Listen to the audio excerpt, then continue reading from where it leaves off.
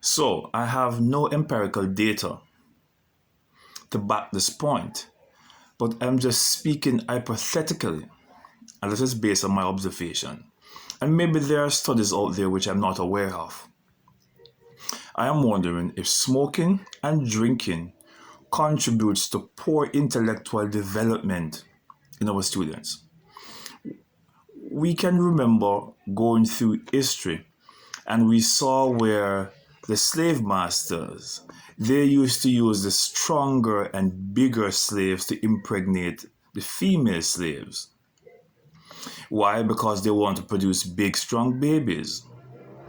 It is the same thing we do in agriculture, where if we are raising goats, we take the bigger ram to impregnate the female goats.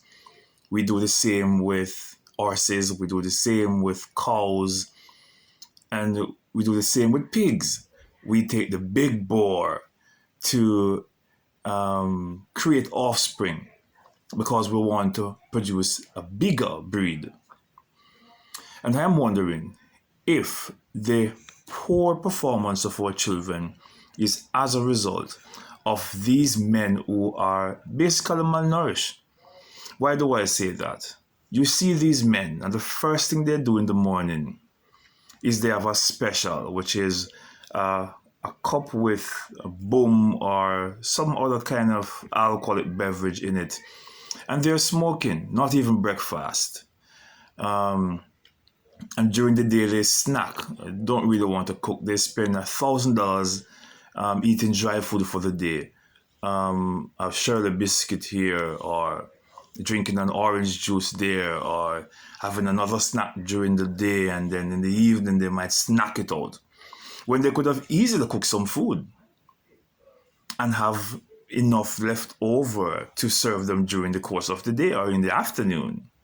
So we see these men they are thin, not as muscular and strong and healthy as men used to, who their bodies were nourished, drinking up their soup and drinking up their porridge, their cornmeal porridge and their plantain porridge. We see when these men are more thin and they smoke all day, a spliff in their mouth and a cigarette behind their ears, and all day they're smoking. I am wondering if these undernourished men cause poor intellectual development in our children. Because just imagine, when these men are so flimsy and they have children who are also a little bit flimsy, does that have a negative impact on their intellectual development? Is the brain powerful as it would have been if these men were more healthier?